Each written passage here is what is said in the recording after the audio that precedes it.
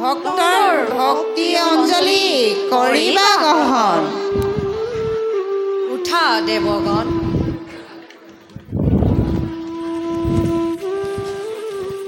তোমালোকৰ আগমনত সুখী আমি।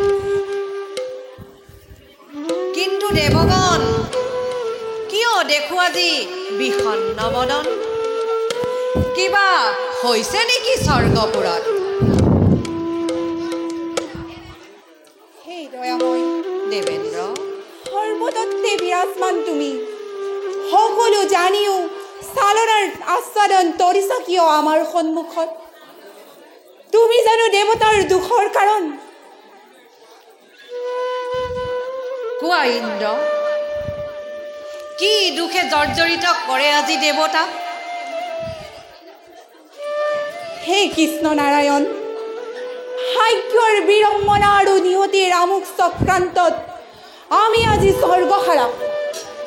তুমিয়ে জানো এই বিৰন্দিয়া সৃষ্টিৰ ৰক্ষাৰ ভাৰ দেৱতাক অৰ্পণ কৰা নাছিলা? অমৃত খাই অমৰত্ন লভিলো যদিও শত্ৰুপক্ষৰ হাতত বাৰে বাৰে পৰাজয় স্বীকাৰ কৰি দুৰ্বিষহ যন্ত্ৰণাত ভুঞ্জিছো আমি দেৱতা সমাজে। চোৱা চোৱা সেই যদুপতি, দেৱতাৰ আজি কি দাৰুণ অৱস্থা। দেৱতাই প্ৰতি মুহূৰ্ততে শংকাৰ দিন অতিবাহিত কৰিছে।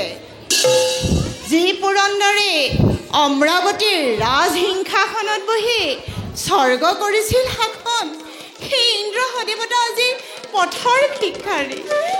মধ্যৰজাৰ শালবৰ অত্যাচাৰত দেৱতাৰ দেৱত্ব লোপ পোৱাৰ উপক্ৰম ঘটিছে। শ্ৰীয়ে যদি নকৰে ইয়াৰ প্ৰতিকাৰ, সৃষ্টিত ঘটিব প্ৰলয়, ব্ৰহ্মাণ্ডত ঘটিব বিপৰ্যয়। হে প্ৰভু দয়াময়, আজি দেৱতাই অমৰত্ব নিবিচাৰে, বিচাৰে মাতো মৃত্যুৰূপী মহাশক্তি।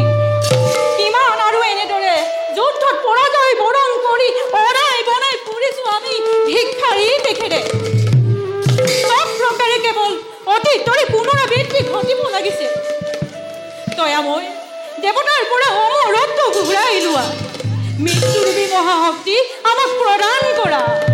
দেৱতাৰ নাম লৈ জীয়াই থকা হাত সৃষ্টিৰ পৰা দেৱতাৰ নাম লুপ্ত হৈ যাওক। দেৱতা বিহীন হৈ যাওক। দেৱগণ, জীৱনৰ প্ৰতি ইমান বিতৃষ্ণা কিয়? দৈৱৰ লিখনিটো নহয় খণ্ডন। মোৰ কি শক্তি আছে ইয়াক ৰোধ কৰাৰ? হে যদুনন্দন, পহেলিকাৰ নকৰিবা সৃষ্টি। দেৱতাৰ নিৰ্মম লাঞ্ছনাৰ কালতো নিৰ্বাক নিস্পন্দন হৈ থাকিবা তুমি। দেৱতাৰ আকুল কণ্ডনেও তোমাৰ হৃদয় স্পৰ্শ কৰিব পৰা নাই। শুনিলা দেৱগণ, দৈৱৰ লিখন যেন নহয় খণ্ডন। যদুপতি, তোমাৰ বাক্য বৰ্তমান যেন হৈছে আজি দেৱতাৰ কিৰত। বলা দেৱগণ, ইয়াত থকাৰ আৰু কোনো লাভ নাই। দেৱতা চিৰদিন থাকিব সৃষ্টিৰ বুকুত।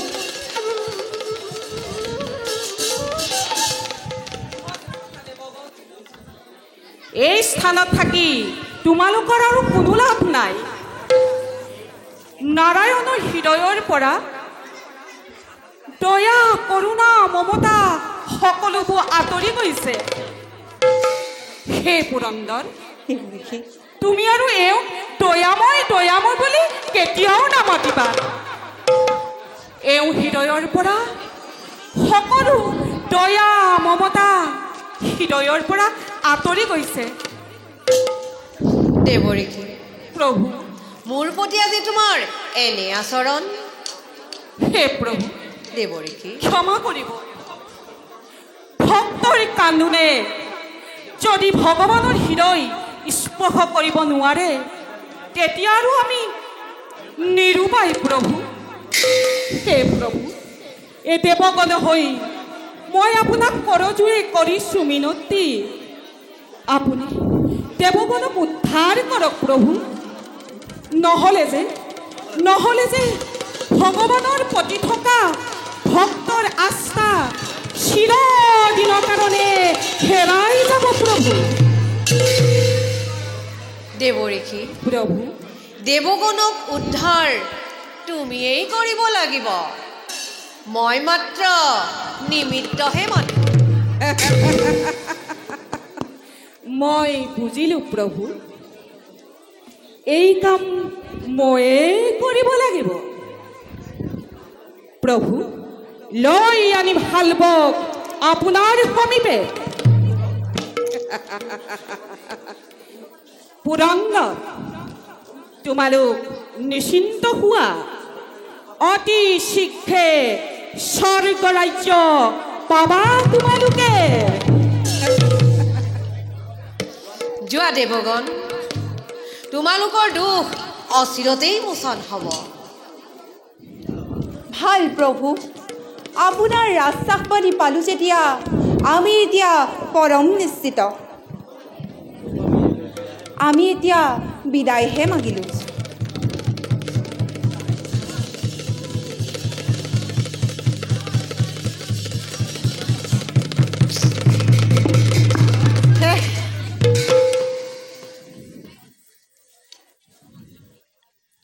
প্ৰভু, দেৱঋষি, হে জগতৰ ঈশ্বৰ হৰি, মোৰ সকলো দুখ মাৰ্জনা কৰিবা প্ৰভু।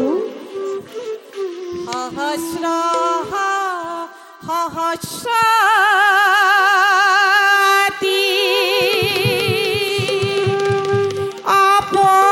অপৰাধা দিনে ৰাতি কৰোঁ মই মহামোহ জনা। এ আমি প্ৰভু তজু দেখা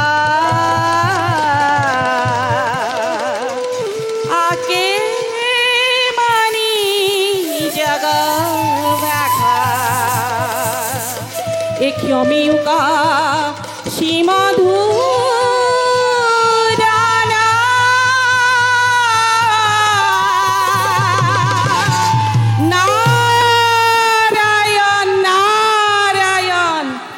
নাৰায়ণ। দেৱঋষি, প্ৰভু, মিছাতেই দোষী বুলি ভাবিছা নিজক। প্ৰভু, অহংকাৰী মদগৰ্ভী দেৱগণে উচিত দণ্ডই লাভ কৰিছিলে। হয় প্ৰভু। সেয়ে মই চালনাৰ মেলিছিলো তৰি। বৰা দেৱঋষি, প্ৰভু, খন্তেক বিশ্ৰাম কৰোগৈ। বলক প্ৰভু।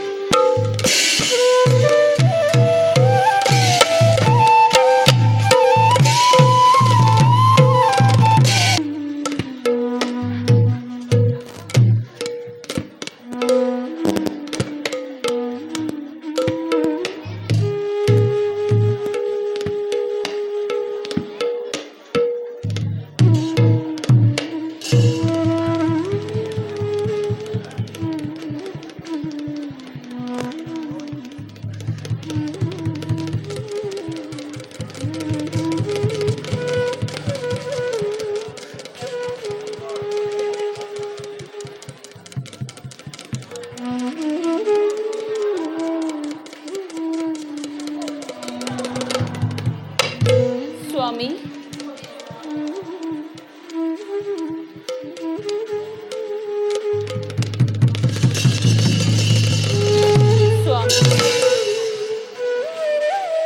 আজিও উদাসী আহিল স্বামী।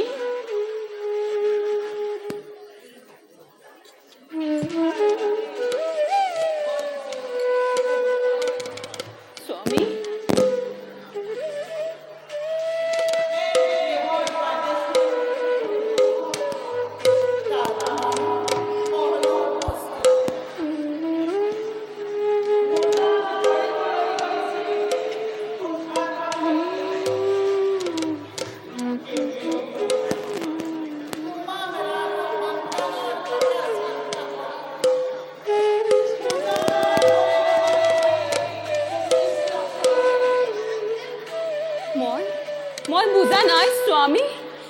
আপোনাৰ কথাৰ তাৎপৰ্য ভাঙি পাতি কওক সকলোতে।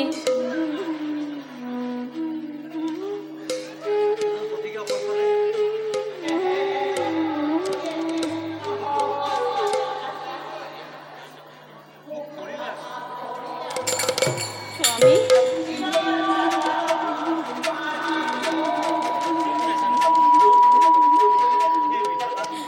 সেই বিধাতা, ভাগ্যহীন এই দৰিদ্ৰ ব্ৰাহ্মণ দম্পতীক কিয় বাৰু এনেদৰে দিছা নিৰ্যাতন? সেই কৃষ্ণ, ভকতৰ ভয়হাৰী পতিত পাৱন, কি এনে মহাপাপ কৰিছিলো যাৰ বাবে দিছা এনে দুখ নিদাৰুণ? হে দয়াৰ সাগৰ, সাৰ্থক কৰা তোমাৰ দীননাথ নাম, সাৰ্থক কৰা তোমাৰ দীননাথ নাম।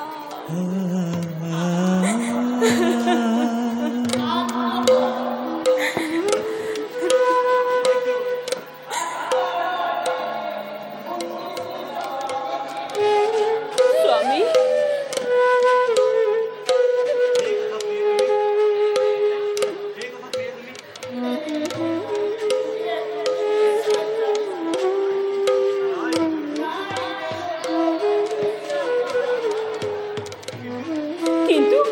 কিন্তু কওক স্বামী, এয়া জানো অন্যায় নহয়? ঈশ্বৰৰ সৃষ্টিত জীৱই যদি এমুঠি অন্নৰ কাৰণে প্ৰতিদিনেই হাহাকাৰ কৰিব লাগিছে, এয়া জানো তেওঁ তাত অপমান নহয়?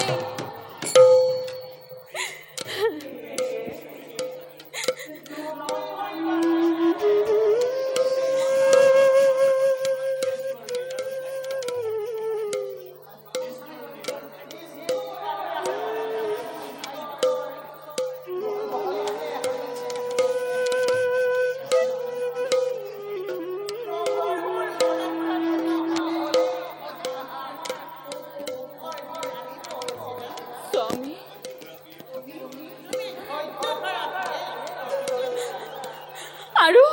আৰু কিমান ধৈৰ্য ধৰিম?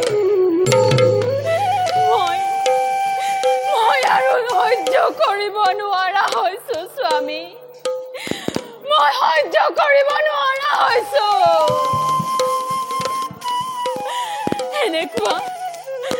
এনেকুৱা মৰ্মভেদী জ্বালা যন্ত্ৰণা ভোগ কৰা অসম্ভৱ স্বামী, ভোগ কৰা অসম্ভৱ।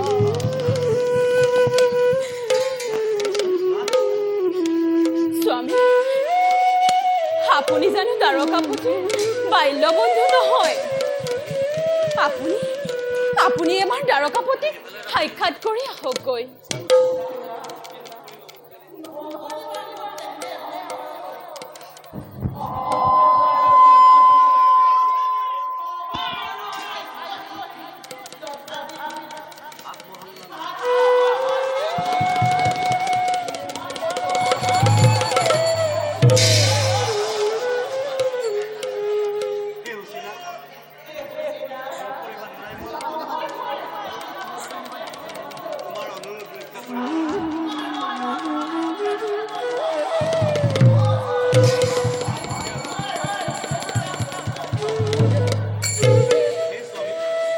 স্বামী, নুবুজিব ভুল আপুনি মোৰ কথাত।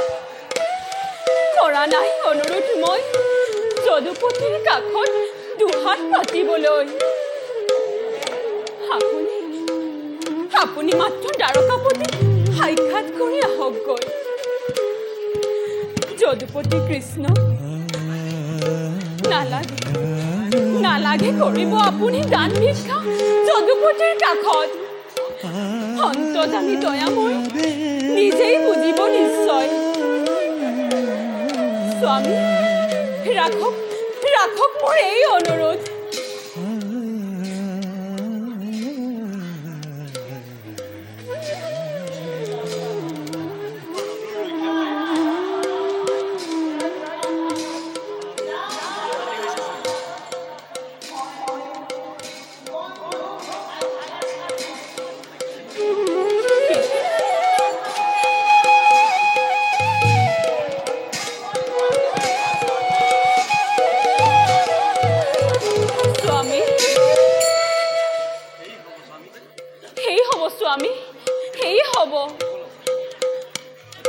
এতিয়া এতিয়া বলক স্বামী দ্বাৰকালৈ যাবৰ বাবে প্ৰস্তুত হওক গৈ আহক স্বামী আহক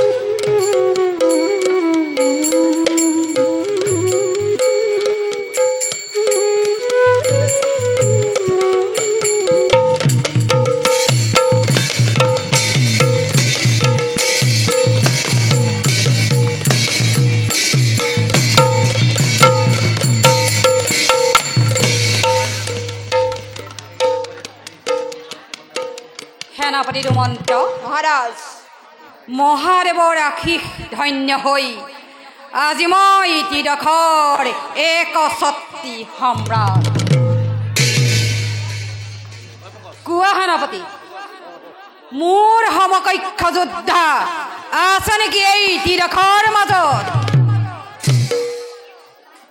মহাৰাজ সেনাপতি যাৰ ভয়ত কম্পমান সমস্ত চৰাচৰ যাৰ নাম শুনিলে ত্ৰাসৰ সৃষ্টি হয় তলৈকৰ বুকুত সেই হালবৰা দৰাদি প্ৰতিদ্বন্দ্বী যোদ্ধা অসম্ভৱ আপোনাৰ সমকক্ষ প্ৰতিদ্বন্দ্বী যোদ্ধা নায়ে ত্ৰিদশৰ মধ্যত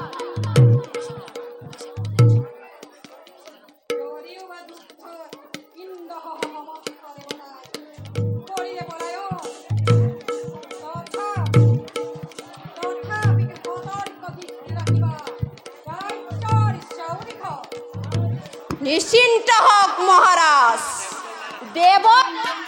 দেৱতাৰ এনে শক্তি নাই যিৰ শক্তিৰ বলিয়ান হৈ আমাৰ ওপৰত আক্ৰমণ কৰিব পাৰিব দেৱতাই আজি আমাৰ ভয়ত বনে বনে ঘূৰিছে ঘূৰি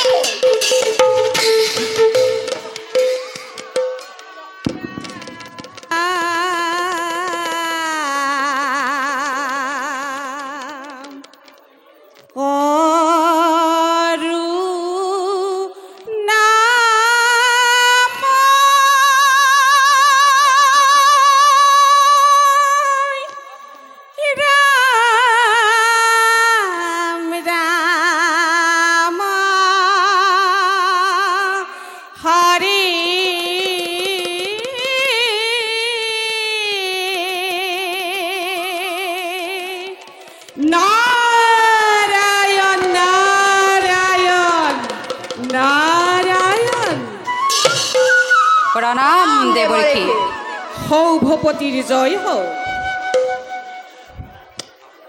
আপোনাৰ আগমনে কৃতাৰ্থ কৰিলে এই হালবৰজনক কওক দেৱৰ্ষী আপোনাৰ আগমনৰ উদ্দেশ্য উদ্দেশ্য বিশেষ নাই যদিও দেৱৰ্ষী ৰহস্যৰ সৃষ্টি নকৰিব কওক প্ৰকাশ কৰক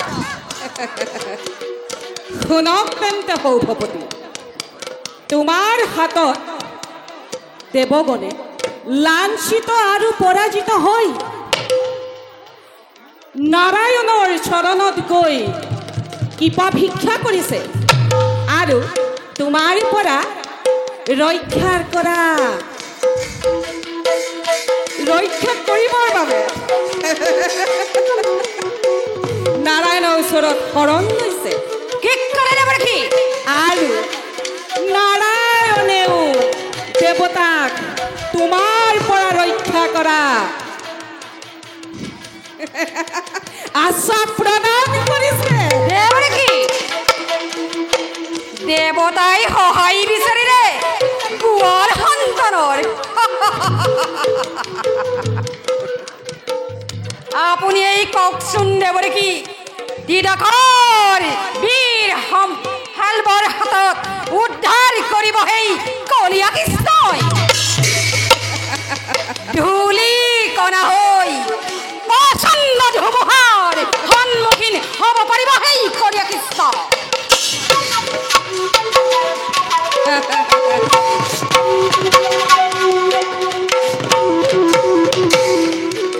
সামান্য জ্ঞান নকৰিবা কলীয়া কৃষ্ণক কাল যবন কংস বন্ধ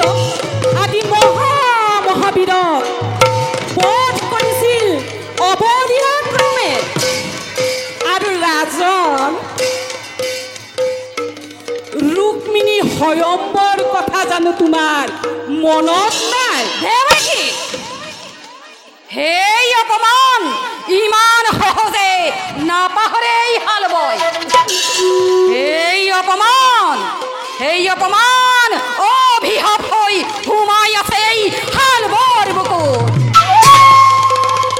সেই অপমানৰ প্ৰতিশোধ লোৱাৰ সময় সমাগত। স্থিৰ নৃত্যে চাব শেষলৈ কিদৰে বধ হয় এই চতৰ কৃষ্ণ।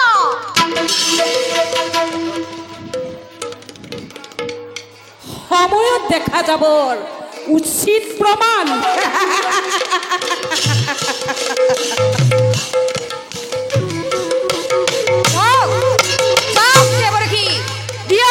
কৃষ্ণক বাতৰি নিজ প্ৰতিজ্ঞাৰ পুৰাণৰ খেতু ৰুদ্ৰ মূৰ্তিৰে আহিব এই হালব দ্বাৰকাৰ অভিমুখে। সেনাপতি দুমন্ত সাজু কৰা বিপুল বাহিনী কালিলৈ প্ৰত্যুষে দ্বাৰকাৰ নগৰে কৰো আগমন। আৰে গিৰিৰাজ্য মহাৰাজ বড় সেনাপতি।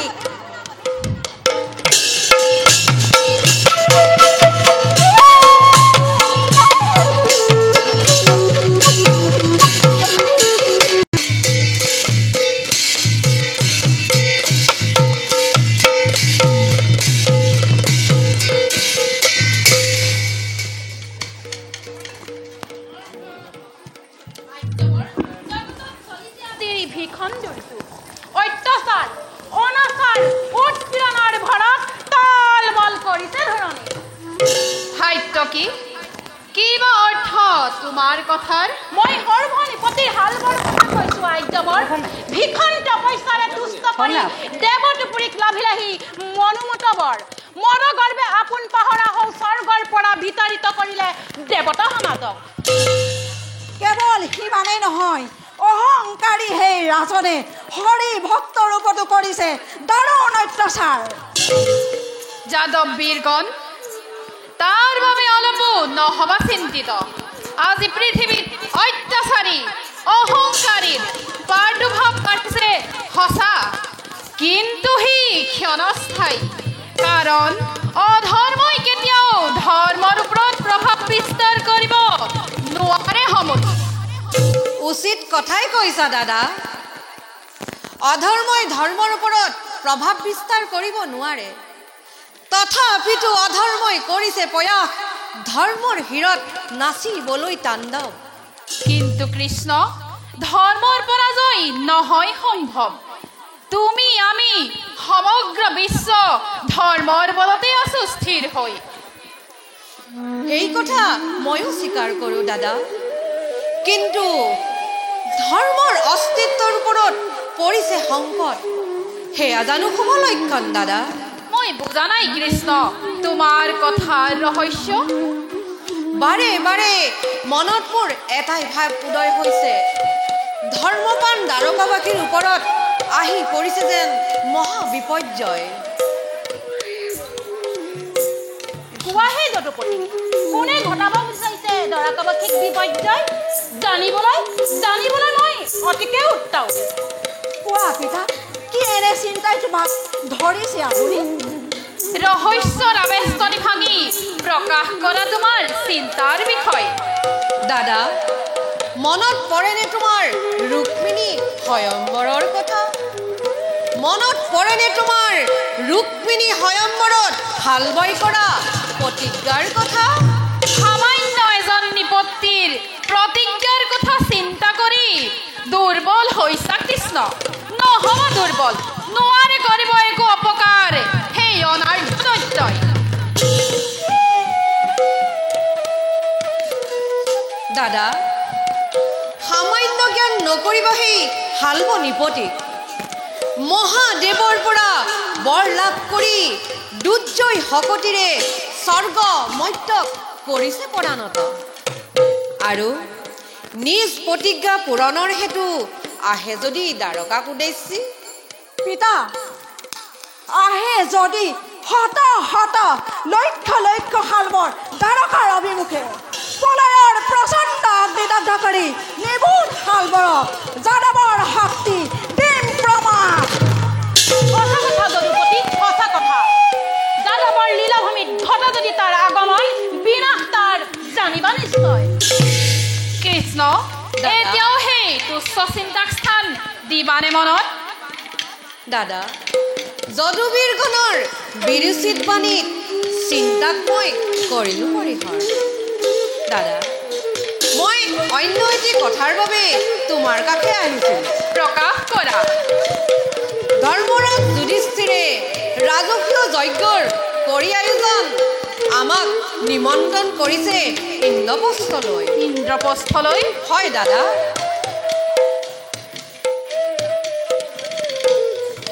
কেতিয়া যাত্ৰা কৰিম আমি সেই ইন্দ্ৰপ্ৰস্থলৈ? কাইলৈ প্ৰভাততে যাত্ৰা কৰিব লাগিব দাদা। তেন্তে ব'লা, যাত্ৰাৰ বাবে হওঁগৈ প্ৰস্তুত। বীৰগণ, আজিলৈ সভা ইমানতে ভংগ কৰা হওক। ব'লক দাদা।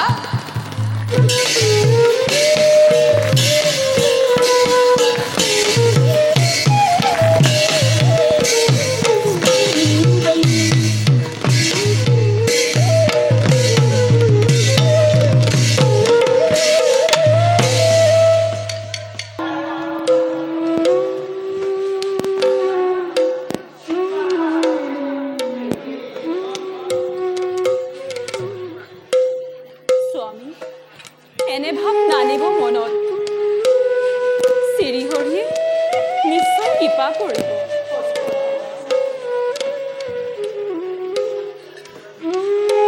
স্বামী, বন্ধুৰ গৃহলৈ সুদাহাতে যাবনে? ৰ'ব, মই চাউল কেইমুঠিমান টোপোলা কৰি থৈ দিছোঁ। ৰ'ব।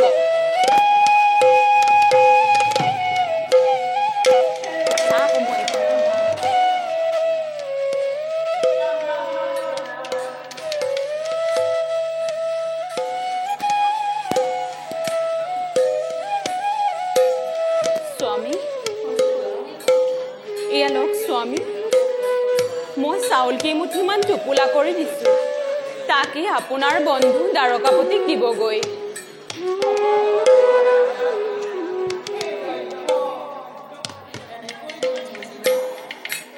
এয়া লওক স্বামী।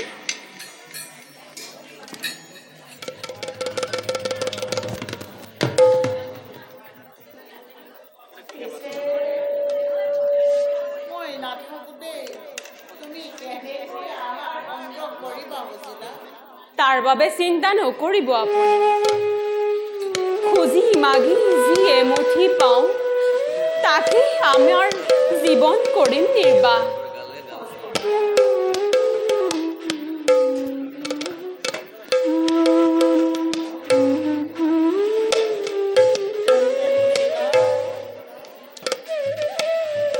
বলক স্বামী, দ্বাৰকালৈ।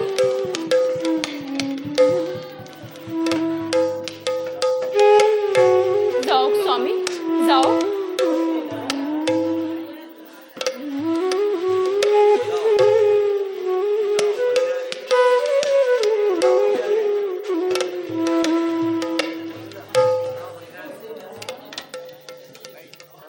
যাওক স্বামী, যাওক।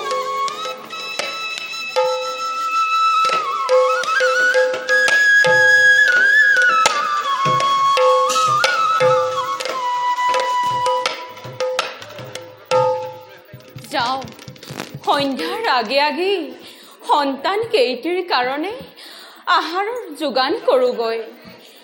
যাওঁ।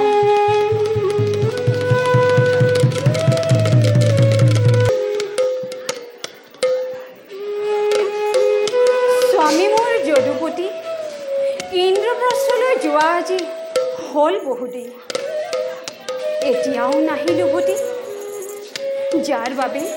যাৰ বাবে কালান্তক যমৰূপী শাল বৈ চলাইছে ভীষণ অত্যাচাৰ।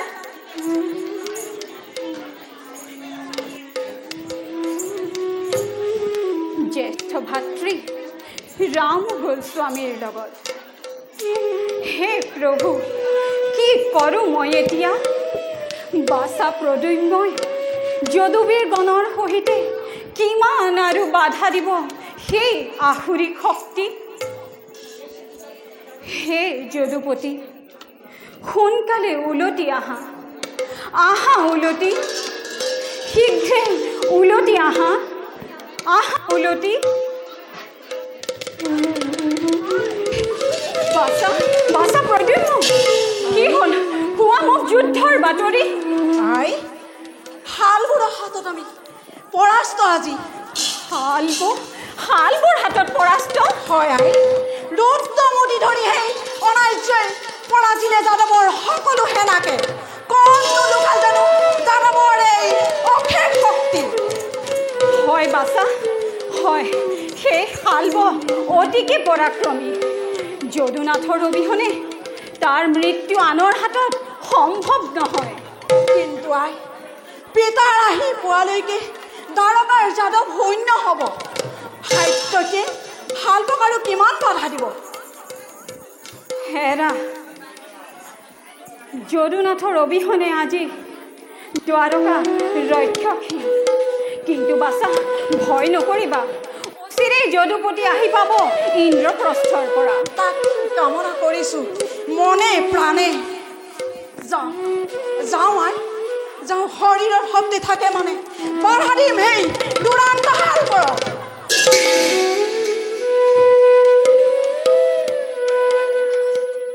আশীৰ্বাদ কৰাই বিজয়। উঠা উঠা বাছা, উঠা। হিয়া উবুৰিয়াই আশীৰ্বাদ কৰিছোঁ তোমাক। নিজ কৰ্তব্যত যেন সফল হোৱা। মাথো মনত ৰাখিবা, চিৰ আৰাধ্য জন্মভূমিৰ যাতে সন্মান লাঘৱ নহয়। দ্বাৰকাৰ সন্মান কোনেও লাঘৱ কৰিব নোৱাৰে ৰুক্মিণী। নাই পিতা, ভীষণ দুৰ্যোগ আৰু সংকট চলিছে দ্বাৰকাৰ নগৰী। বুজিছোঁ, সন্মুখত আজি মহান কৰ্তব্য নিশ্চয় কৰিব লাগিব।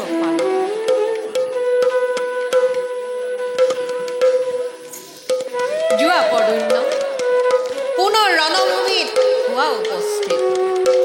ময়ো গৈছোঁ তোমাৰ সহায়ৰ বাবে।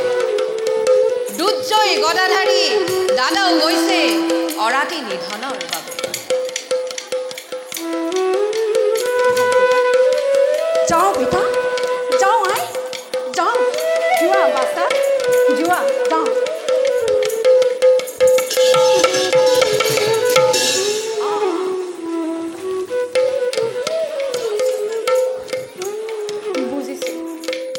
বুজিছোঁ স্বামী, অচিৰেই হ'ব শালবৰ স্বৰ্গবাস। বলক স্বামী, ৰণসজ্জাৰে সজ্জিত কৰি দিওঁগৈ আপোনাক। ব'লা প্ৰিয়ে, বলক নাথ।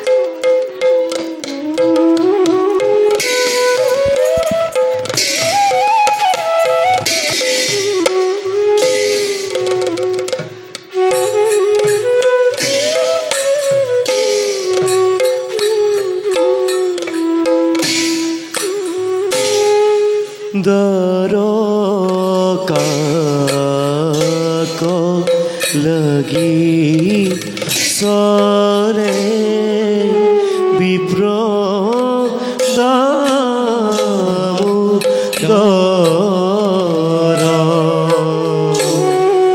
দ্বাৰকাক লাগি সৰে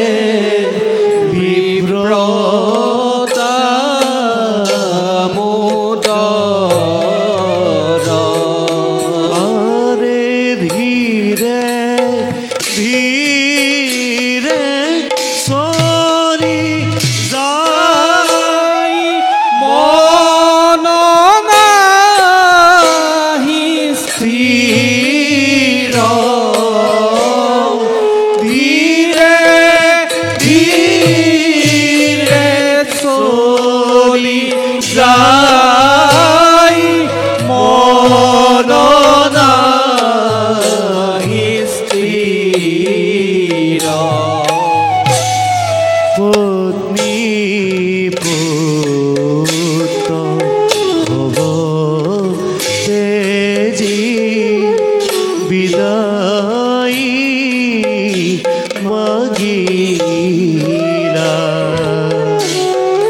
পত্নী পুত হবে তেজি বিদায় মাগিলা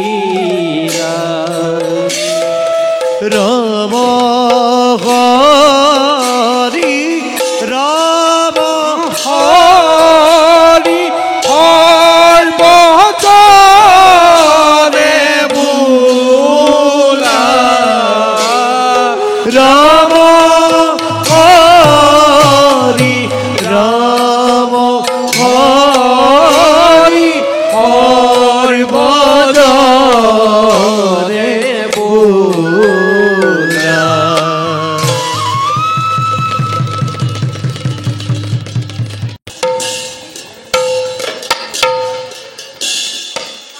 চক্ৰান্তকাৰী কৃষ্ণ ক'ত আছ মূৰ্খ তোৰ সোণৰ দ্বাৰকা চাৰ খাৰ হোৱা দেখিও তই কিয় ইমান নিতাল নিস্তব্ধ ভীৰু কা পুৰুষ কৃষ্ণ ক'ত আছ তই জগতে কয় তই হেনো মুক্তিদাতা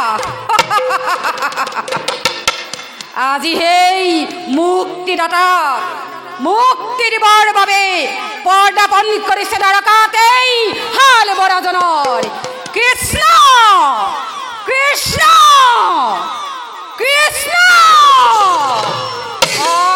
হেৰৌ মূৰ্খ শালব আচম্বিতে দ্বাৰকাত পদাৰ্পণ কৰি কিয় বাৰু মৃত্যুক কৰিলি আহ্বান এতিয়াও দিছো তোক সিটো পদে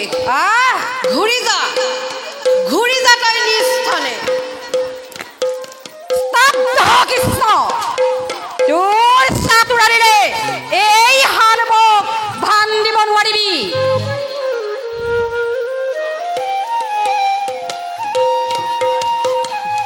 লাগিলে ঘূৰৰ দুয়ো মহাবীৰ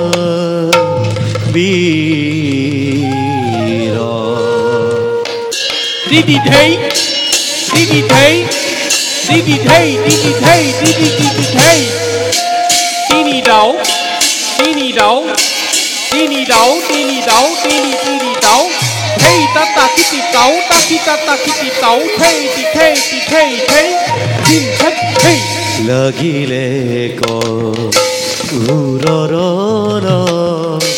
দুয়ো মহাবীৰ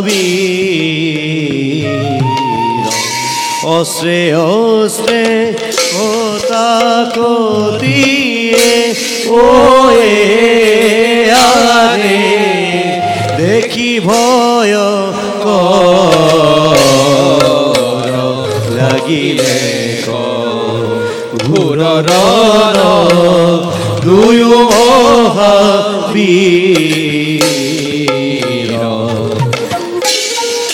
দিদি ধেই দিদি ধেই দিদি ধেই দিদি ধেই ধেই তিনি দাও তিনি দাও তিনি দাও তিনি দাও তিনি তিনি দাও ধেই তাতা কিতি দাও তাকি তাতা কিতি দাও ধেই দি ধেই দি ধেই ধেই ধেই যুদ্ধ মাঝে হলবরাজে প্রাণকতে জিলা যুদ্ধ মাঝে হলবরাজে প্রাণকতে জিলা রাম হরি রাম হরি ও আরে সর্বজনে রাম হরি রাম হরি সর্বজনে বোলা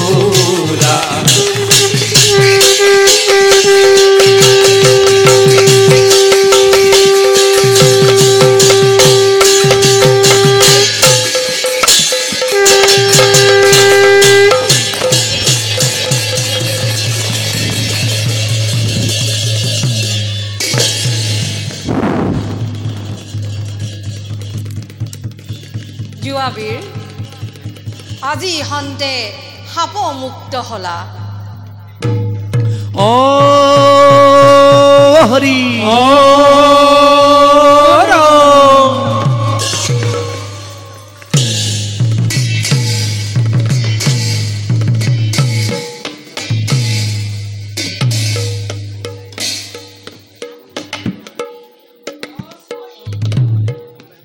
অতি আচৰিত আজি কিছুদিনৰ পৰা মন মোৰ প্ৰায়ে হৈছে চঞ্চল যেন যেন কোনো এক দিব্য পুৰুষে সৌম্য মূৰ্তিৰে মাতে মোক তেওঁৰ কাষলৈ আহা আহা দন্ত বক্ৰ নহয় নহয় মন স্থিৰ নহবি নহবি দুৰ্বল মোক আখি নপৰিবি হুলকি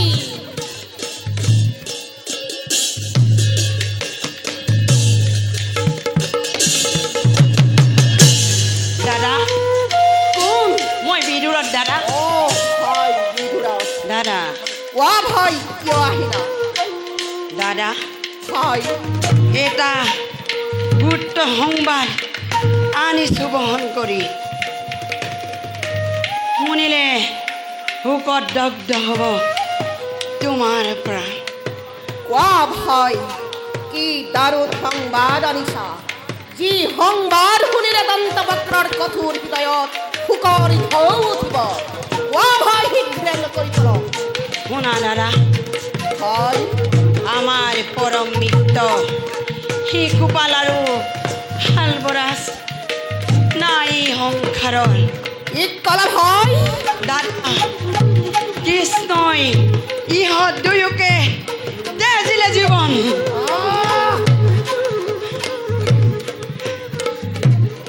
নিশা সঁচা দাদা নিশা নিশা নিশা নিশা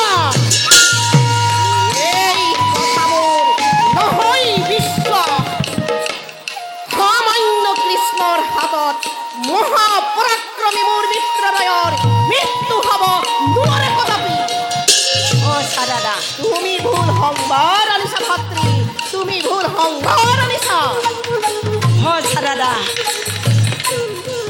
কৃষ্ণই পাণ্ডৱৰ ৰাজসু যজ্ঞত শিশুপালক আৰু দাদা শালবৰক সন্মুখত সমৰত্ব কৰিলে নিধন কিন্তু শালব যে মহাদেৱৰ বৰত অজেয় আছিল বুজিলো দেৱতাও মিলিত সেই কৃষ্ণৰ লগত কৃষ্ণ ইন্দ্ৰ হত্যা কৰি দন্তবক্ৰৰ কঠোৰ হৃদয়ত দুগুণে জ্বলালি দাৰুণ নাগনি নলওঁ যদিহে মই ইয়াৰ প্ৰতিশোধ জগতে ধিক্কাৰ দিব মোক জীৱন জয় যাত্ৰা নহ'ব সফল দাদা হয় বধ কৰি ৰাখাল কৃষ্ণ দেখুৱাও মিত্ৰৰ হত্যা কিমান ভয়ানক হয় বিদুৰাজ দাদা অৰি ছোৱালী মুহূৰ্ততে যাত্ৰা কৰি দ্বাৰকা নগৰে কৰা ভাই জয়ধ্বনি জয় দন্তবক্ৰ জয় জয় দন্তবক্ৰ জয় জয় দন্তবক্ৰ জয় জয় জয়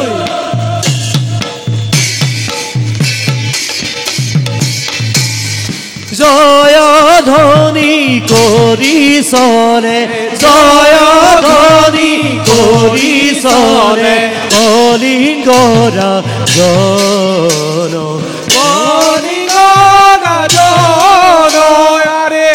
গে আহে তাৰ ভাতৃ সংগে আহে তাৰ ভাতৃ যত বীৰ গণ যত বীৰ গণ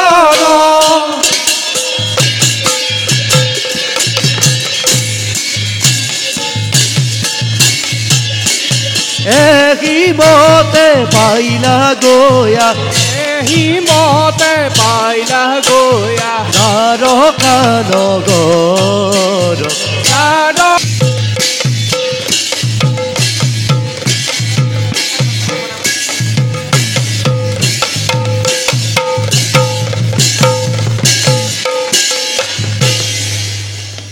যাদৱ বীৰগণ দাদা। আহিব লাগিছে যি প্ৰচণ্ড শত্ৰু দ্বাৰকাক ধিয়াই তাৰ নিৰ্মূলৰ কাৰণে সকলোটিয়ে অস্ত্ৰে হস্তে হোৱা হস্তম অহংকাৰী কলিংকৰাজনে নিজৰ চিতা অগ্নি জ্বলাইছে নিজেই বুজা নাই সি যাদৱৰ কটক কৰা কাম আহক সি পাব সমুচিত দণ্ড সন্মুখ সমৰত শত্ৰু আহি দ্বাৰকাত হ'ব উপস্থিত অতি অচিৰতে পলম নোহেই পৰিজন অগ্ৰসৰ হোৱা শত্ৰুক বাধা দিবৰ বাবে বলা সকলোটি শত্ৰুক দিওঁগৈ বাধা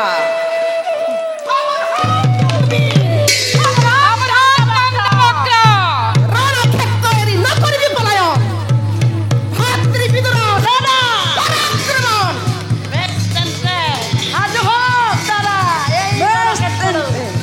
এ দেখো দেখো সর্বজন রণ ভয়ঙ্কর পদ ভরে বসুমতী কবে ধরা খর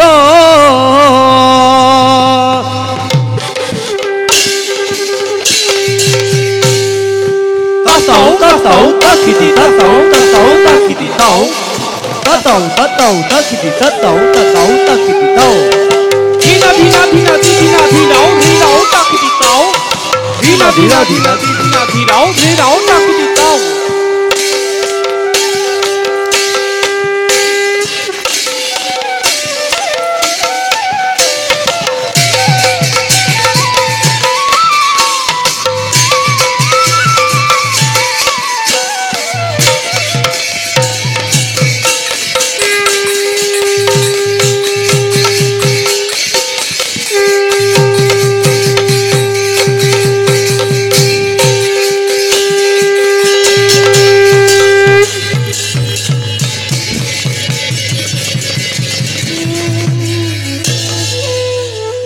কৃষ্ণ তোকাই ফুৰিছিল বিচাৰি মৃত্যুৰ সময় তোৰ হল সমাগত অন্তিম সময়ত তোৰ ইষ্ট দেৱতাক কৰ স্মৰণ ধাৰণ কৰিলো এই দুৰ্জয় গতা জীৱন নীলা তোৰ হব সমাপন কৃষ্ণকে নেলাগে যাদৱ সেনাৰ সামান্য এটি সৈন্যকো তোৰ বধ কৰাৰ অকণো শক্তি নাই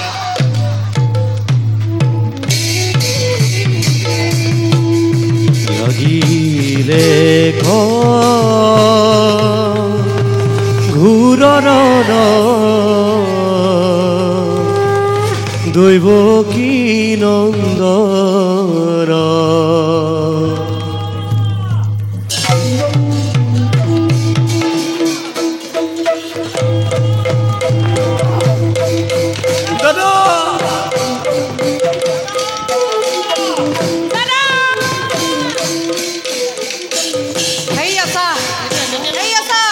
তোৰ ভাতৃ ৰণত পৰিল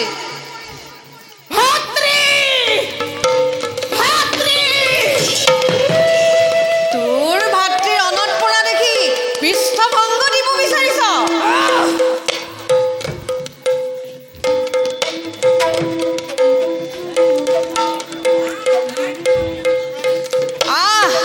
তোৰ গাত যিমান শক্তি আছে দে মোক দে প্ৰয়োগ কৰ লাগিলে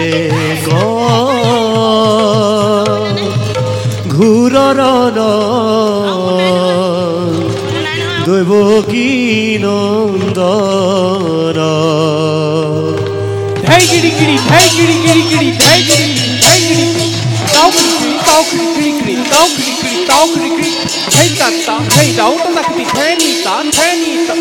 লাগিলে ঘূৰৰ দৈৱ কি নন্দন আৰে দৈৱ কি নন্দন কমোদ কি গদাধৰে কমোদ কি গদাধৰি, কমোদ কি গদাধৰি, কমোদ কি গদাধৰি.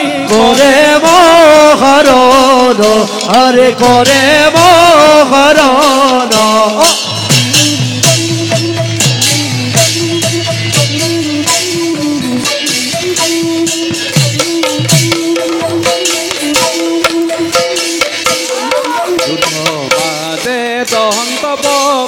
চেতন হেৰাইলা ৰে চেতন হেৰাইলা মাধৱৰ হাতে আজি মাধৱৰ হাতে আজি হে মাধৱৰ হাতে আজি মাধৱৰ হাতে আজি প্ৰাণকতে জিলা আৰে প্ৰাণকতে জিলা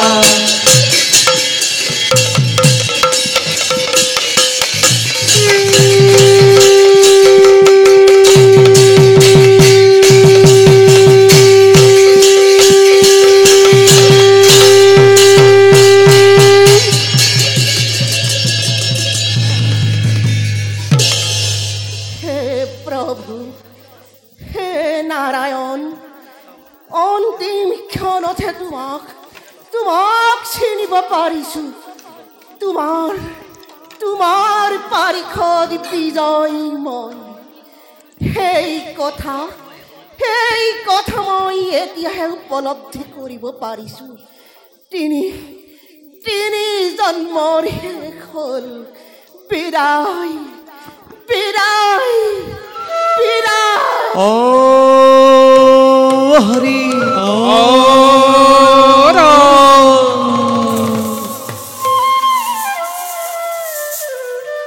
যোৱা ভক্ত আজি সন্দে তুমি সাপ মুক্ত হলা পুনৰ বৈকুণ্ঠত পোৱাগৈ দুৱাৰক্ষী আৰু নিজ কৰ্তব্য কৰা পালন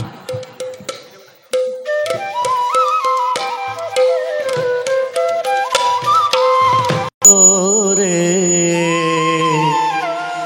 দাৰ কাক পাইলা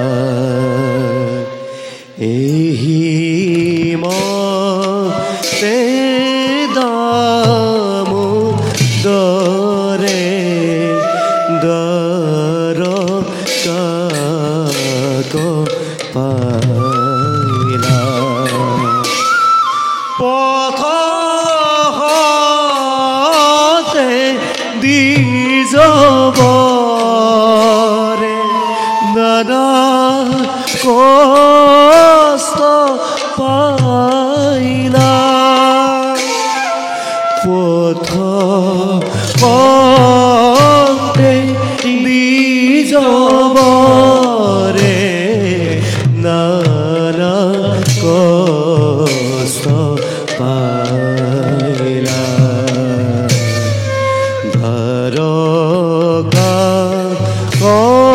দেখি বিপ্ৰয় বিস্ময় মাৰিলা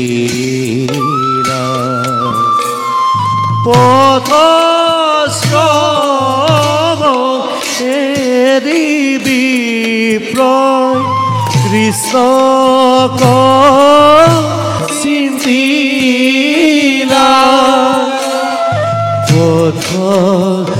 পথশ্ৰৱ এৰি বিপ্ৰয় কৃষ্ণক চিন্তিলা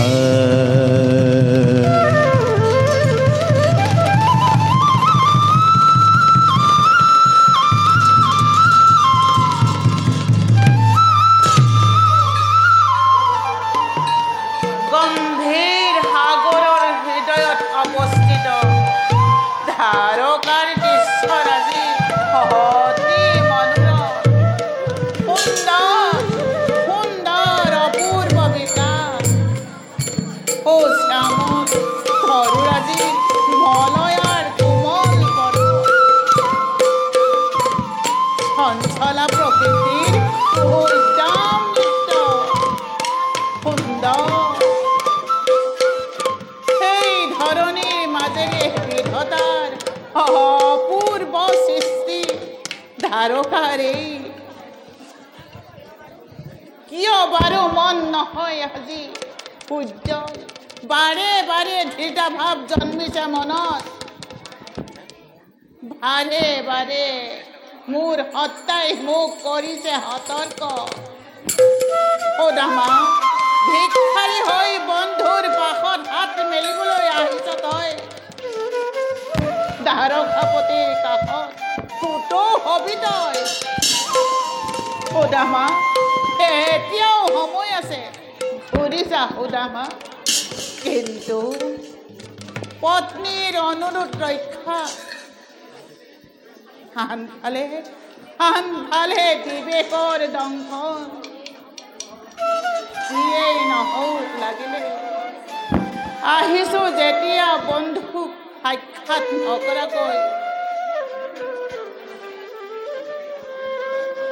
যাওঁ মই তাৰকা নগৰে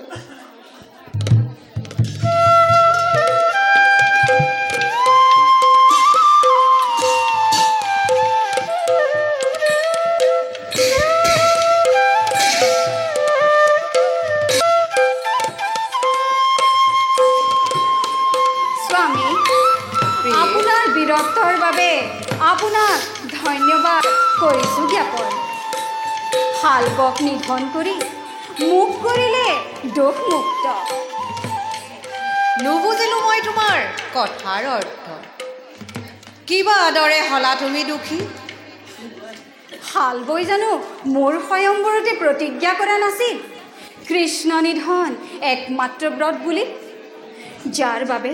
যাৰ বাবে সৌভ নৃপতিয়ে দ্বাৰকাত চলালে অত অত্যাচাৰ প্ৰিয়ে নাথ তাৰ বাবে তুমি কদাপিতো নোহোৱা দুখী শালবৰ প্ৰতিজ্ঞা আছিল নিৰ্বোধৰ নিৰ্বোধিতা প্ৰিয়ে নাথ প্ৰতিশোধৰ তাৰণাত পৰি যিজনে হৃদয়াত হিংসা বৃত্তি ধৰি লৈ নিজ কাৰ্যত হয় অগ্ৰসৰ সেইজনে প্ৰতিশোধৰ অগ্নিত নিজেই দগ্ধ হৈ নিজৰ পতন নিজেই কৰে কামনা ঠিক শালব আৰু দন্তবক্ৰৰ দৰে জানা প্ৰিয়ে নাথ ক্ষমা আৰু কৰোণাই হৈছে শ্ৰেষ্ঠ প্ৰতিশোধ ইহ জগতত দেৱী ৰুক্মিণী নাথ মই মনে প্ৰাণে কামনা কৰোঁ দূৰ হওক অহিংসা পাপ ঘৃণা আৰু আস্বাদিত হওক জগত অহিংসা প্ৰেম আৰু ধৰ্মৰ দোলেৰে সঁচা কথা স্বামী অহিংসা প্ৰেম আৰু ত্যাগেৰেহে নুমুৱাব পাৰি হিংসা আৰু পাপৰ বহ্নি সত্য বাক্য কৰিলা উচ্চাৰণ প্ৰেম ত্যাগ ত্যাগ প্ৰেম প্ৰিয়তম কি ভাৱত নহ'ল বিভোৰ প্ৰিয়ে তোমাৰ এই বাক্যই মোৰ বাল্যবন্ধু সুদামাৰ কথাই সোঁৱৰাই দিছে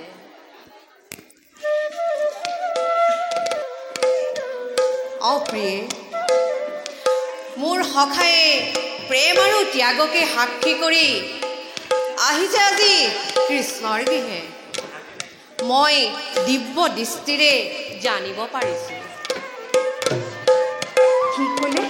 কি ক'লে স্বামী আপোনাৰ পৰম মিত্ৰ ভক্ত সুদামা আহি উপস্থিত হৈছে দ্বাৰকা নগৰীত প্ৰিয়ে কি ভাগ্য মোৰ জগতৰ ঈশ্বৰৰ পৰম মিত্ৰৰ সাক্ষাৎ হোৱাৰ বাসনা আজি মোৰ পূৰ্ণ হ'ব পাদ্য অৰ্ঘ্য ধূপ দীপ সকলো সাজ কৰোঁগৈ প্ৰভুৰ সখাৰ স্বাগতৰ বাবে প্ৰভু আপোনাৰ সেই পৰম মিত্ৰ ভক্ত সুদামাৰ শুশ্ৰূষাত যাতে কোনো ক্ৰুটি নৰয় তাৰ বাবে মই সতৰ্ক দৃষ্টি ৰাখি নিজে কৰিম গ্ৰহণ প্ৰভু এতিয়া মই বিদায়হে মাগিলোঁ যোৱা প্ৰিয়ে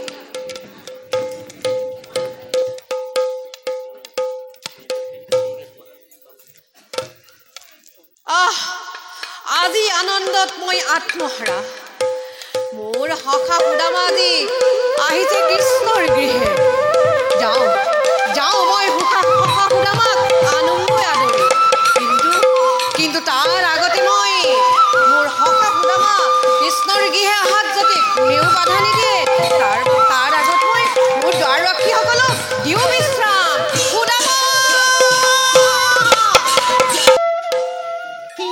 দুৱাৰত নাই ৰক্ষী যাওঁ নেকি আগুৱাই নাই নাই কৃষ্ণই যদি মোক সখা বুলি নলয় আঁকোৱালি সুধামা ঘূৰি যা তই নিজ বাসস্থানে ঘূৰি যা শঙ্খ চক্ৰধাৰং কৃষ্ণ শ্যামলং পীতাবসনং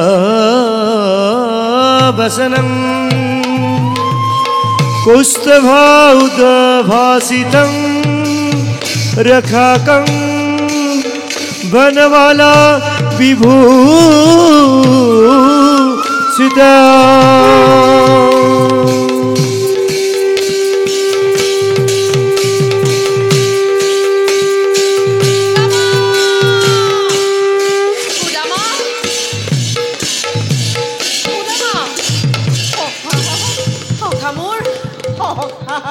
সুদামা মোৰ সুদামা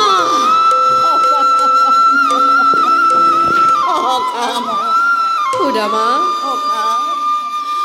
সুদামা মোক সাক্ষাৎ নকৰাকৈ তুমি গুচি যাব লৈছিলা তুমি যে অহাত পলম কৰিছিলা সখা তুমি পলম কৰিলা সখা বহুত পলম কৰিলা অত বৰ্ষৰ পাছত তোমাৰ মোলৈ মনত পৰিল সখা সখা তোমাক মই কাহানিও পাহৰাই নাই সখা তেন্তে অহা নাছিলা কিয় সখা বুজিলো মই বুজিলো সখা তুমি ভাবিছিলা মই দ্বাৰকাৰ অধিপতি হৈ তোমাক চিনিবলৈ অস্বীকাৰ কৰিম সত্য অনুমান কৰিছা সখা সত্য অনুমান কৰিছা বাহ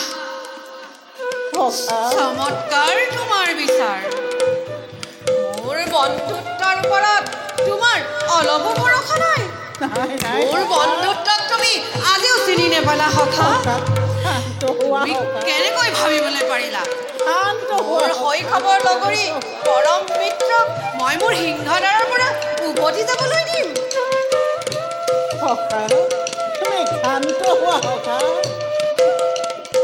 মই ভুল কৰিলো মোক ক্ষমা কৰা সখা সখা ক্ষমা খুজি মোক লজ্জিত নকৰিবা সখা সখা ব'লা সখা কাৰেঙলৈ যাওঁ সখা ব'লা তাতে আমি সকলো আলোচনা কৰিম ব'লা সখা আহা সখা আহা আমি তাতে মই ইয়াৰ পৰাই গুচি যাম সখা মই যদি সেই বলিয়ন বস্ত্ৰৰে তোমাৰ ৰাজকাৰেঙলৈ যাওঁ তোমাৰ ইষ্ট কুটুম বন্ধু বৰ্গই তোমাক কি বুলি ভাবিব সখা কি বুলি ভাবিব তোমাৰ প্ৰজাগণে সখা তুমি তোমাৰ পত্নী হ'বৰ আগত কেনেকৈ মোক বন্ধু বুলি পৰিচয় দিবা সখা তুমি জানো লাজত নপৰিবা সখা তোমাৰ মানহানি হ'লে মই কেনেকৈ সহ্য কৰিম সখা মই কেনেকৈ সহ্য কৰিম সেয়েহে সখা মই আৰু ইয়াৰ পৰাই গুচি যাওঁ সখা মোক বিদায় দিয়া সখা মই তুমি কিন্তু সখা পূৰ্বৰ দৰেই সৰল হৈ আছা তোমাৰ আগমনত মোৰ মান হ'ব কেনেকৈ সখা তোমাৰ আগমনত তোমাৰ চৰণ স্পৰ্শত মোৰ ৰাজকাৰেঙৰ সমগ্ৰ ধূলিকণা পৰ্যন্ত পবিত্ৰ তোমাৰ আগমনত মোৰ মান শত গুণে বাঢ়িব সখা বন্ধুত্বই বাহ্যিক আৱৰণত প্ৰশ্ৰয় নিদিয়ে সখা ব'লা সখা ব'লা তোমাৰ স্বাগতৰ বাবে ৰাজকাৰেঙৰ সকলো বাসিন্দা ৰৈ আছে সখা আহা সখা আহা সখা আহা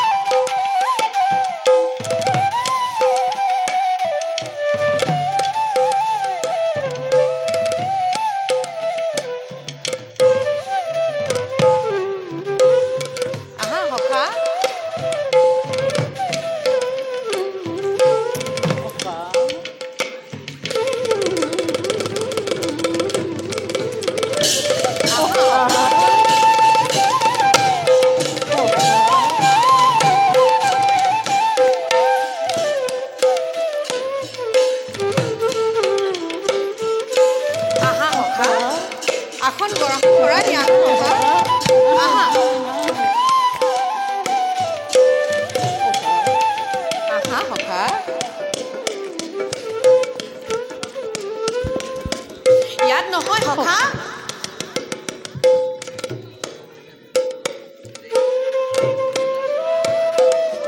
সখা বহাই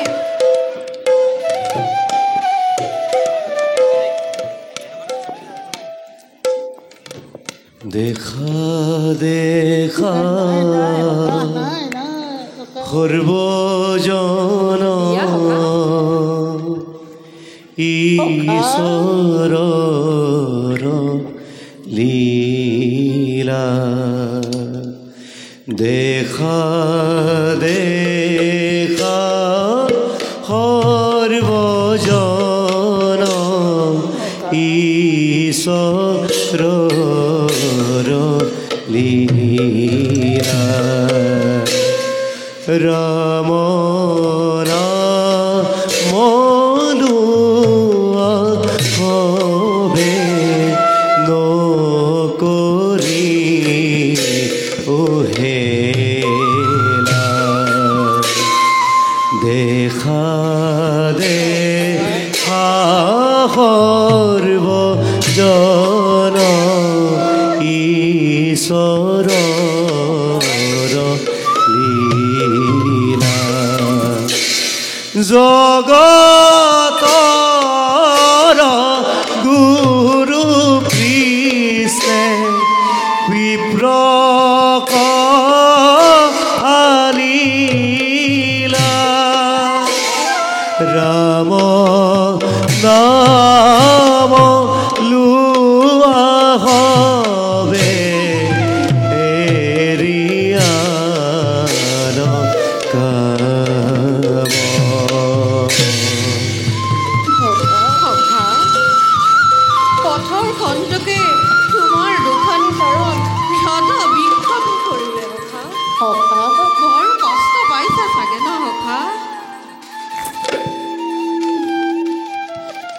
সখা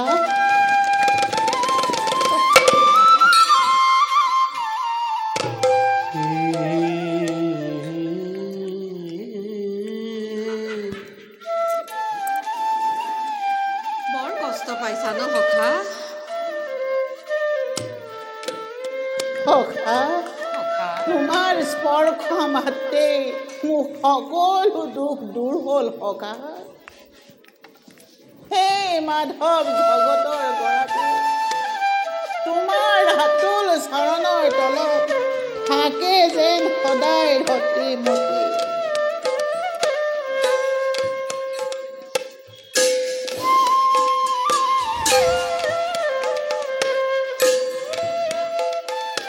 সখা এটি কথা কোৱাচোন সখা গৃহৰ পৰা আহোঁতে মোলৈ নিশ্চয় কোনো সুস্বাদ্য দ্ৰব্য আনিছা নাই সখা অযথা নকৰা পলম সখা তোমাৰ দ্ৰব্য মোক এটিক্ষণে দিয়া। নাই নাই সখা, তোমাৰ দ্ৰব্য মই ভুঞ্জিম এটিক্ষণে।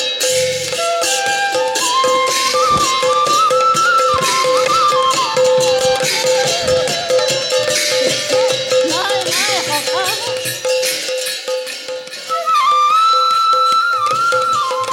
তোমাৰ যোগ্য বস্তু নাই তাত সখা।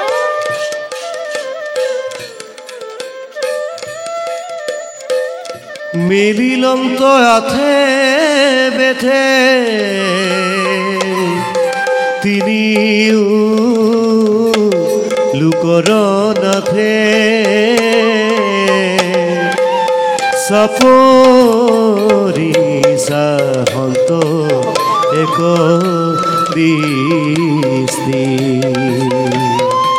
কিয় বস্ত্ৰ গাঁঠি মেলি দেখিলন্ত বনমালী নিৰ্মল চাউল চিৰাগুটি নিৰ্মল চাউল চিৰাগুটি নিৰ্মল চাউল চিৰাগুটি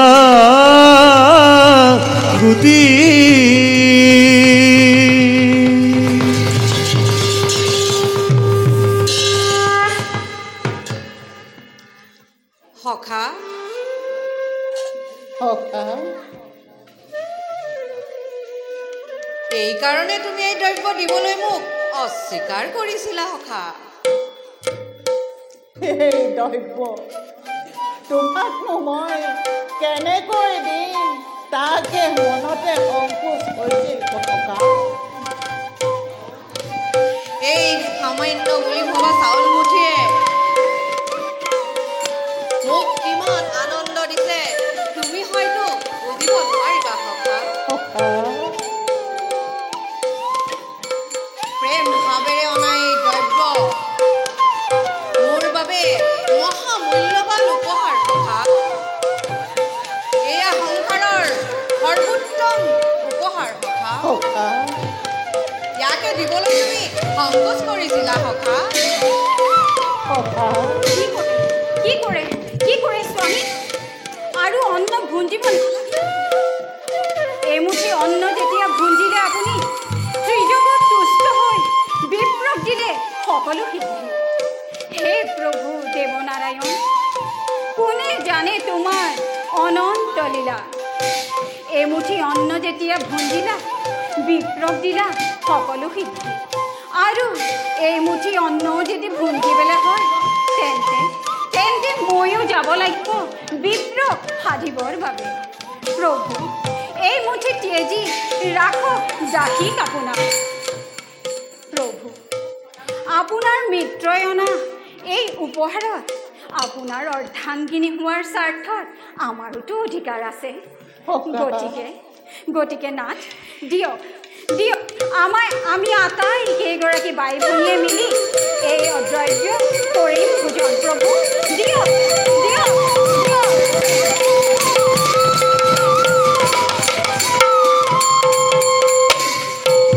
সখা, তোমাৰ মায়া বুজাৰ কাৰ সাৰ্থক হ'ব? আমি পৃথিৱীৰ ক্ষুদ্ৰ মনুষ্য, আমি তোমাৰ মায়া বুজাৰ কাৰ সাৰ্থক আছে?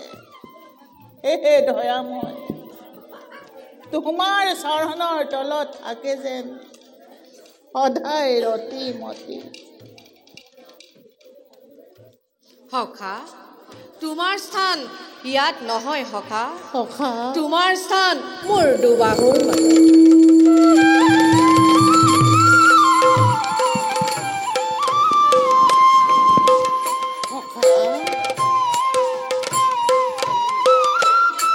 এতিয়া ব'লা সখা, অন্তেপুৰত সন্দেহ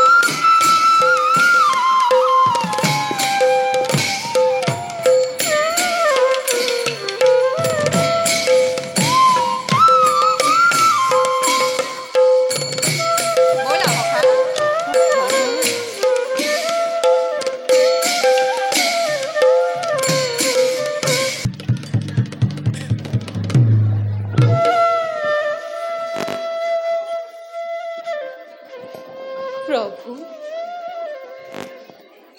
সঁচাকৈ সাৰ্থক তোমাৰ দীনবন্ধু নাম। প্ৰভু, বুজিলোঁ মই নিশ্চয়কৈ, ভগৱানৰ ওচৰত ভক্তৰ ভিনপৰ নাথাকে একো। নহ'লেনো দিনহীন বাহমনৰ দৰিদ্ৰ প্ৰজা, মলিবস্ত্ৰ অনাহাৰ, অনিদ্ৰাৰ যান্ত্ৰণা, এই সকলোবোৰ পলকতেই হয় পৰিৱৰ্তন। স্ফটিকেৰে সৰ্জিত সুৱৰ্ণ প্ৰসাদ, সুন্দৰ সুন্দৰ বস্ত্ৰ, স্বৰ্ণহী অলংকাৰ, এই সকলোবোৰ পলকতে হয় পৰিৱৰ্তন। নহয় সম্ভৱ কদাপি। হে প্ৰভু, কৰুণাৰ সিন্ধু, স্বামী দেৱতাই মোৰ গাহস্থ জীৱনৰ মায়ামোহৰ পৰিধি ভাঙি তোমাতে নিজক কৰিছিল সমৰ্পণ। তাৰেই দিলা প্ৰতিদান, ভক্তৰ অধীন ভগৱান। সেই ভক্তবৎসল ভগৱান, আমাৰ মনলৈ দম্ভ অহংকাৰ আহিবলৈ নিদি প্ৰতিনিতি জাতি তোমাৰ গুণনাম কৰিব পাৰো জপ, তাৰেই দিয়া আশীৰ্বাদ। যাওঁ স্বামীৰ বাবে অপেক্ষা কৰোঁগৈ, যাওঁ।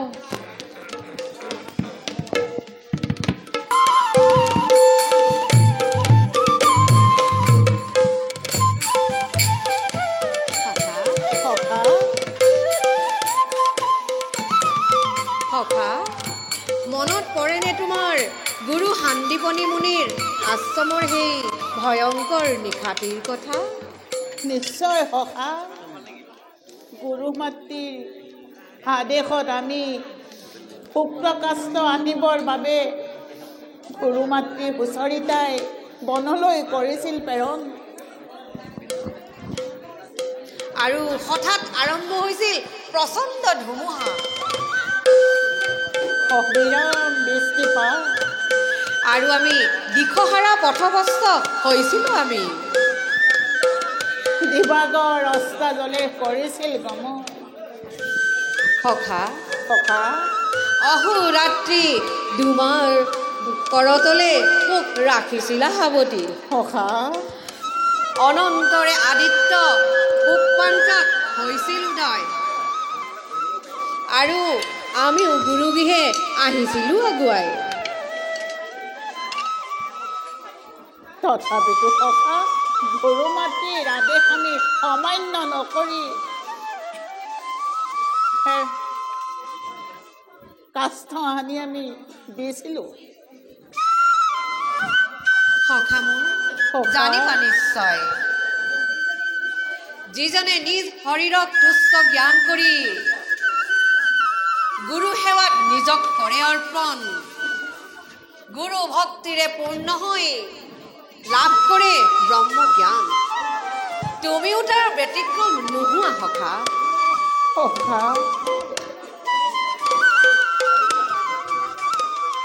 পূৰ্ণ ব্ৰহ্ম ভগৱান থাকোঁতে আমাক ব্ৰহ্মজ্ঞানী বুলি কিয় লাজত পেলালা সখা? তোমাৰ এই সৰলতা মোৰ অতিকে প্ৰিয় সখা। বাৰু সখা, ব'লা অন্তেকপুৰে যাওঁ, খন্তেক বিশ্ৰাম কৰোঁগৈ। নহয় সখা, মই আৰু অন্তেকপুৰলৈ গমন নকৰোঁ, মই ইয়াৰ পৰাই যামগৈ। কিয় দ্বিতীয়বৰ? এই অভাগীয়ে কিবা কৰিলোঁ নেকি অপৰাধ? হে দেৱী, অপৰাধী নকৰিবা। গত ৰাতি জগতৰ ঈশ্বৰ আৰু জগতৰ ঈশ্বৰণীয়ে যি ভাৱেৰে আমাক সেৱা শুশ্ৰূষা কৰিলা, দৰিদ্ৰ ব্ৰাহ্মণ বুলি ভেদ ভাৱ নাৰাখি দুগ্ধ ফেন, সুশ্যামল সজ্জাত আৰু পঞ্চামৃতেৰে যেনেকৈ অভ্যৰ্থনা কৰিলা, তাত বাৰু মই কেনেকৈ অপৰাধী হ'ম দেৱী?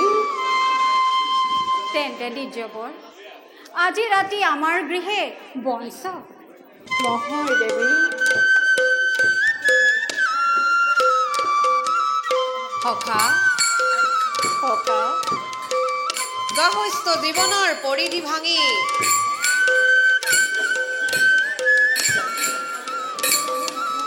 সখা গাহস্য জীৱনত পৰিধে আবৃত্ত আমি, সেয়ে দেৱী গতিকে আমি বিদায়হে মাগো সখী। দ্বিজবৰ সখা গাহস্থ জীৱনৰ পৰিধি ভাঙি মায়া মোহৰ পৰিধি ভাঙি যিজনে নিতে মোৰ কৰে গুণানুকীৰ্তন, সখা যিজনে মোৰ নীতি আদৰ্শক কৰে গ্ৰহণ, তেওঁকে মই লওঁ সাৱটি। সখা তোমাৰ আৰু মোৰ এই বন্ধুত্ব থাকিব চিৰস্মৰণীয় হৈ সখা। সখা যোৱা সখা। তাহাতে যেন তোমাৰ ৰাতুল চৰণৰ তলত সুখে দুখে সকলো সময়তে সখা।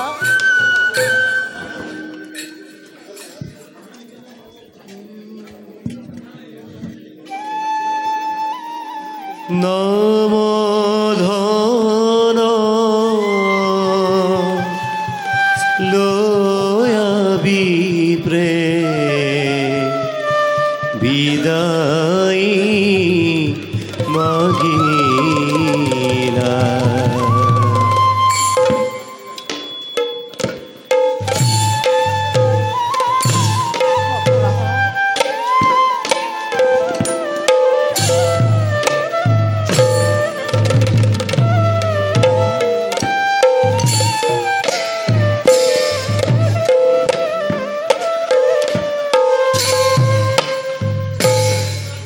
নম ধন লয়াবি প্রেম বিদায় মাগিলা। কৃষ্ণ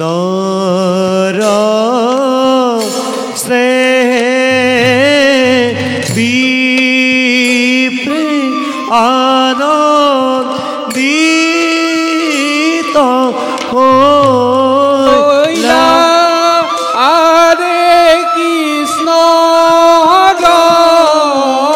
স্নেহে বিপ্র আনন্দিত হইলা। হৃদয়ে থাপিলাতে কৃষ্ণ গুণ নাম পাতক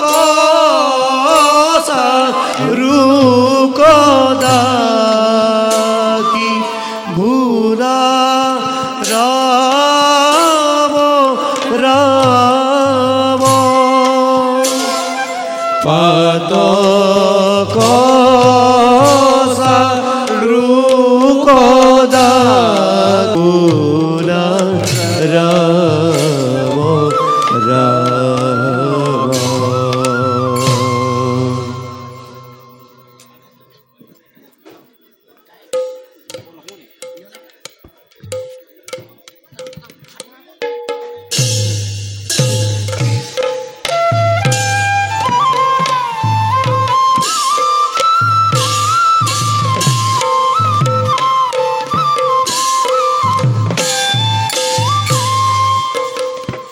জয় জয় কৃষ্ণ দেব